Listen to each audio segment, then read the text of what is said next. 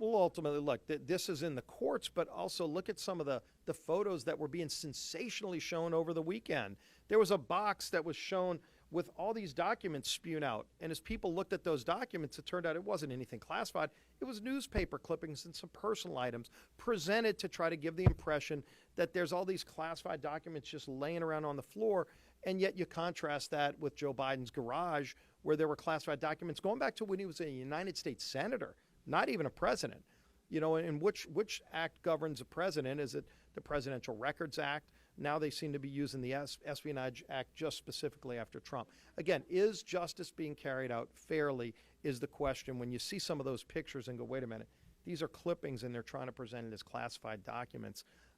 People are looking at that wondering. Yeah. On that point, you are referring to what you call a two-tier justice system. So just your perspective, how do you think this could be rectified?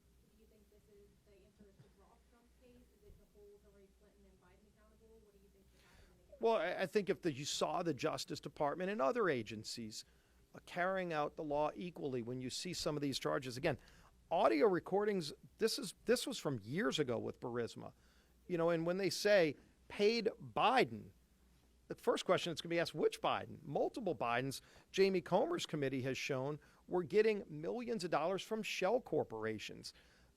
Again, where's that public raid? Did you see a raid on Joe Biden's garage? Did you see a raid on Hillary's server? She wasn't president of the United States, and she had classified documents on a server that she destroyed, almost kind of jokes about it now because she knows that she's going to be treated differently. That the different treatment is what angers people. Yes, ma'am. Do you support impeaching President Biden based off of the recordings that are actually presented yesterday and the FTC documents? Well, if you look at a number of our committees are looking at accountability, and I'll call it accountability on a number of fronts. You're seeing Mark Green's committees looking into Mayorkas. Secretary Mayorkas has had articles of impeachment filed against him, but also all of us up here have talked about the crisis at the border and the fact that he hasn't been doing his job. There's a 5-point oversight investigation being looked into regarding Mayorkas' job performance. There's others as well.